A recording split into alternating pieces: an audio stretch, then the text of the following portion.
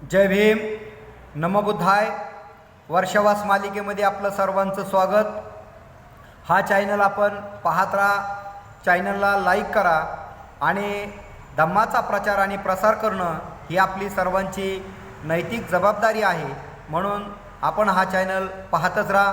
आजच्या भागामध्ये आपण पाहणार आहोत निब्बाणाची मूलतत्वे.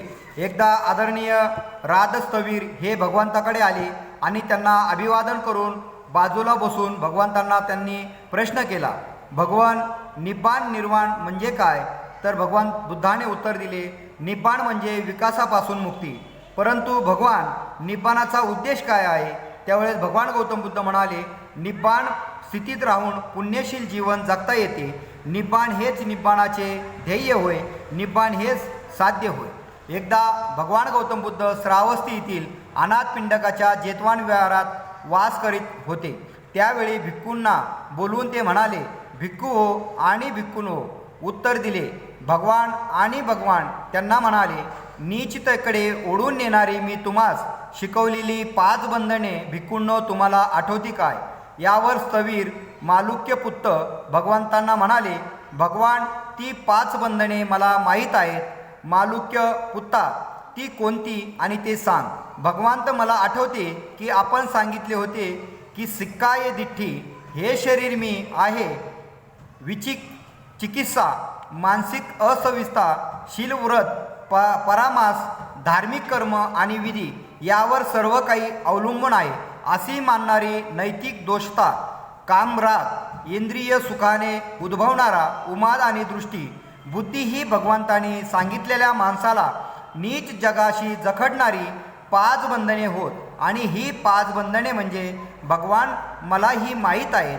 मालुक्यपुत्ता, कोणत्या अनुषंगाने ही 5 बंधने मी सांगितली हे तुला माहीत आहे की काय? अन्य मार्गाचे अनुयायी अर्भकाचे उदाहरण देऊन पुढील प्रमाणे बोलून तुला नावे तर ठेवणार नाहीत काय? मालुक्यपुत्ता, अर्भ का अवस्थेत आपल्या पाठीवर लोळणाऱ्याला अबोध बालकाचे शरीर अविकसित असते. मग त्याच्या ठिकाणी सिक्काय दिट्टी म्हणजे शारीरिक जाणीव कशी निर्माण होईल? तरी पण हे खरे आहे की सिक्काय दिट्टीचा अंकुर ज्याच्या ठिकाणी सुप्त अवस्थेत असतोच.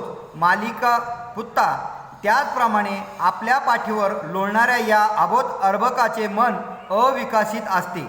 त्याच्या ठिकाणी विचिकित्सा, मानसिक अस्वस्थतेची अवस्था कशी उद्भवणार? हे खरे की तरीसुद्धा त्याच्या ठिकाणी अस्तरीची वृत्ती सुप्त अवस्थेत असते. मालुक्यपुत्ता, त्याचप्रमाणे हे अर्भक शिलाविषयी अन्य भिन्न असते. हे नैतिक आचार कसा करणार? त्याच्या ठिकाणी धार्मिक विधी आणि कर्म यावर अवलंबून राहण्याची नैतिक दोषता कशी असणार?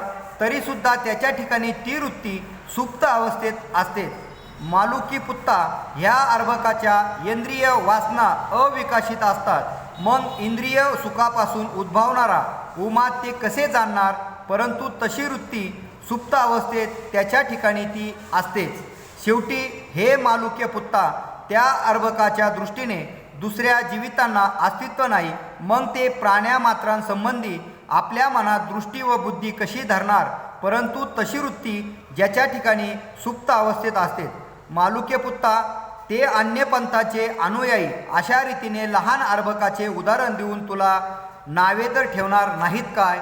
भगवंतांचे हे भाषण संपताच पूज्यने भंते आनंद यांनी म्हणाले, भगवंत, आता उठा, वेळ झाली आहे. सुगत, आता आपली विश्रांती घेण्याची वेळ झालेली आहे. धम्मावरील प्रवचने सम्यक दृष्टीला प्रथम स्थान का द्यायचे असते? तर अष्टांगिक मार्गापैकी सम्यक दृष्टी हे सर्वोत्तम तत्व आहे. सम्यक दृष्टी ही श्रेष्ठ जीवनाची प्रस्तावना आणि गुरुकिल्ली होय. सम्यक दृष्टीचा अभाव हे सर्व पापांचे मूळ होय. सम्यक दृष्टीचा विकास व्हायला हे आवश्यक आहे की माणसाने त्याच्या जीवनावरील प्रत्येक घटनेची प्रतित्य समुदाय संपन्न असल्याची मानवायच पाहिजे.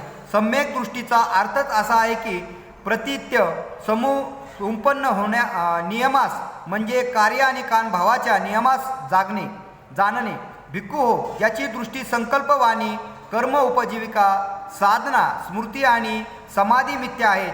त्यांचे ज्ञान आणि मुक्ती ही मिथ्या आहे. त्याचे प्रत्येक कार्य, वचन, विचार, ऐच्छिक कार्य, आकांक्षा, निग्रह आणि व्यापार ही सर्व मिथ्या दृष्टीने ग्रसलेली आहे. ही कार्य तिरस्कारणीय व दुःखकारक, जगुत्सा उत्पन्न करणारी, हानिकारक असतात. हे सर्व असे का? तर त्यांच्या दृष्टी मिथ्या असल्यामुळे हे असे आहे. आपले आचरण योग्य असणे एवढेच पुरेसे नाही. एखादे बालक ही योग्य मार्ग स्वीकारू शकते, परंतु त्याचा अर्थ असा नव्हे की त्या बालकाला मार्गाच्या योग्यतेची जाणीव असते. योग्य मार्गाचे अवलंबन करायचे म्हणजे योग्य मार्गाचे ज्ञान असले पाहिजे. हे आनंदा यथार्थ अर्थ भिक्खू कुणाला म्हणता येईल?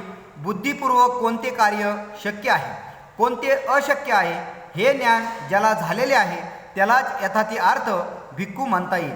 मृत्यूनंतरच्या जीवनाची चिंता कशाला करावी?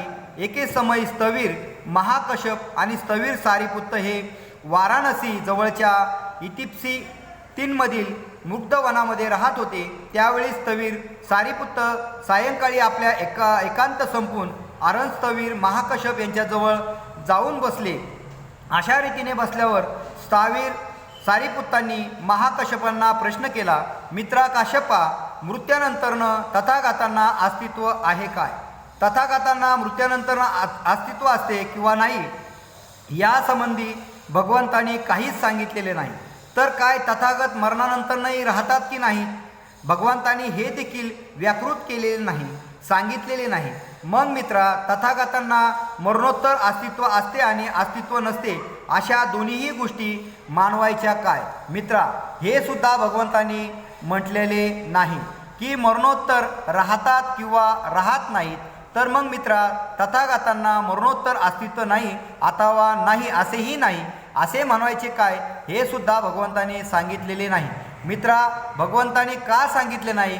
कारण हा प्रश्न मानवताच्या हितासाठी किंवा श्रेष्ठ जीवनाच्या तत्वाशी संलग्न नाही. या प्रश्नाने आपल्याला प्रज्ञा किंवा निब्बाण यापैकी काहीच साध्य होत नाही. म्हणूनच भगवंतांनी या प्रश्नाचे उत्तर दिलेले नाही. ईश्वराची प्रार्थना किंवा त्याचे आव्हान करणे हे व्यर्थ आहे. एकदा भगवंत वशिष्ठाला उद्देशून म्हणाले, ही आचेरीवरती नदी पुराणे दुधाडी भरून वाहत असली तरी ज्याला पैलवरतीवर काही काम आहे तो तेथे आला आणि त्याला पलीकडे जायचे असले आणि तो ह्या काठावर उभा राहून पैलतीरेला उद्देशून लागला, हे पैलतीरा इकडे या, बाजूला ये, हे पैलतेऱ्या इकडे जा, बाजूला ये. तरी हे वरिष्ठा, जरा विचार कर. वैतिपिकी पैलतीर तर त्या माणसाच्या प्रार्थनेने आणि आव्हानाने, अशा कारणाने आणि स्तुती करण्याने ते पैलतर त्याच्याजवळ येईल काय? तर त्यांनी सांगितलं, नाही येणार. त्याचप्रमाणे हे वशिष्ठा, 3 वेदांत पारंगत असलेले ब्राह्मण ज्या गुणांच्या आचाराने मनुष्य खऱ्या ब्राह्मण तत्वाला पावतो त्या गुणांचे परिपालन करून सोडून उलट त्यांच्या योगाने मनुष्य अब्राह्मण बनत असेल, आचार करीत म्हणत राहिले की, हे इंद्रा, तुला आम्ही आव्हान करीत आहोत. हे ब्रह्मा, तुला आम्ही आव्हान करीत आहोत. हे ईशान, तुला आम्ही आव्हान करीत आहोत. हे प्रजापती, तुला आम्ही आव्हान करीत आहोत. तर वशिष्ठा, हे निश्चितच आहे की असे होऊ शकत नाही की आपल्या आव्हानाने, प्रार्थनेने, आशा करण्याने, आशा स्तुती करण्याने आपल्या मरणोत्तर ब्रह्माबरोबर एकरूप होतील. खरोखर असे कधीच होणार नाही. विशिष्ट अन्न सेवनाने मनुष्य पवित्र होत नाही. एकदा एक ब्राह्मण भगवंतांना भेटला आणि त्यांनी त्यांच्याजवळ अन्नाचा व माणसांच्या शिलावर परिणाम होतो किंवा नाही हा प्रश्न काढला. तो ब्राह्मण म्हणाला, ज्वारी, ताट आणि माड यांची फळे, डाळी, कंदमुळे आणि अंकुर हे अन्न सदाचाराने मिळून सेवन केल्यामुळे चांगले जीवन जगण्यास प्रेरणा मिळते. मृत मांस खाणे हे वाईट आहे. भगवान, जरी आपण म्हणता की आपण मृत मांस खात नाही, परंतु आपण पक्ष्याच्या मांसाची निवडक पक्वाने सुद्धा खाता. तर मग तुम्हाला मृत मांसाची व्याख्या कशी करता? भगवंत म्हणाले, हत्या करणे, शरीर विवृत करणे, मार देणे, बांधून ठेवणे, चोरी करणे, खोटे बोलणे, बनावट गोष्टी करणे, कपट, व्यभिचार करणे ही सर्व मृत मांस भोजनाचे मांस आहेत. मांस सेवन म्हणजे मूत्र मांस भोजन नव्हे. कामभोगाची लालसा, खाण्यापिण्याबाबत वकवक, अपवित्र जीवन वैर विरोधी ही सर्व मृतमांस भोजनेच आहेत. मांस सेवन म्हणजे मूत्रमांस भोजन नव्हे. कोणाची त्याच्या मागून निंदा, चुगलखोरी, कौर्य, विश्वासघात, अत्यंत अभिमान आणि क्षुद्रता, कुपनपणा ही मृतमांस भोजने आहेत, मांस भोजन नव्हे. राग, लुच्चेगिरी, विद्रोह, कपट, देश, हुशारकी, गर्व, कुसंगती ही सर्व मृतमांस भोजने आहेत, मांस भोजन नव्हे. नीच जीवन, अपराधपर, फसागत करणे, लाडी लबाडी करणे, दुष्टपणे दुसऱ्याची दुष्कृत्या करणे ही मांस भोजन आहेत, मांस भोजन नव्हे. हत्येस, चौर्य कर्मास प्रवृत्त करणारे सर्व अपराध शेवटी माणसाला नरकात ओढतात.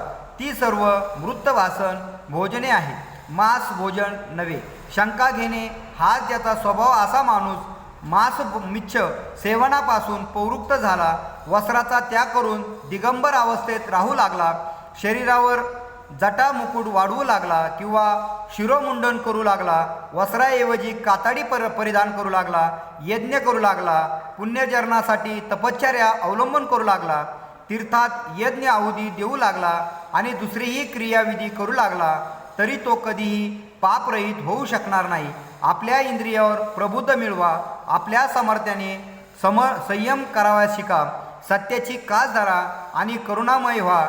जो सतपुरुष सर्व बंधनांचा त्याग करतो व दुःखावर विजय मिळवतो, त्याने काही ऐकले पाहिले तरी त्याला दोष लागत नाही. तो अनासक्त राहिल्यामुळे तो निर्मळ राहतो. भगवंताची ही उच्च विमोचक सत्ये, ज्यात मृतमांस म्हणजे काय याचे निरूपण केले आहे आणि दुःख निरोधाची शिकवण दिली आहे, ती ऐकून तो ब्राह्मण भगवंतापुढे नम्र झाला आणि भिक्खू संघात आपल्याला समष्ट करून घ्यावे अशी त्यांनी त्या ठिकाणी विनंती केली. तर आपण ह्या भागापर्यंत इथंच थांबणार आहोत. आपला हा भाग मराठीतून चालू आहे. जर आपल्याला हिंदीमधून ऐकायचा असेल, हिंदीमधून पाहायचा असेल तर आपण दी बोधिस्ट सोसायटी ऑफ इंडिया तथा भारतीय बौद्ध महासभा या सभेचे संस्थापक अध्यक्ष डॉक्टर भीमराव रामजी आंबेडकर यांचे पंतू, सध्याचे राष्ट्रीय चेअरमन राजरत्न अशोक आंबेडकर यांनी त्यांच्या फेसबुक अकाउंटवर चांगल्या पद्धतीने मान्य केलेली आहे, ती आपण पाहावी. आता आपण परत दुसरा भाग या ठिकाणी सुरू करणार आहोत, तर हा सुद्धा भाग आपण पाहत राहा. जय भीम, जय भारत, जय बुद्ध.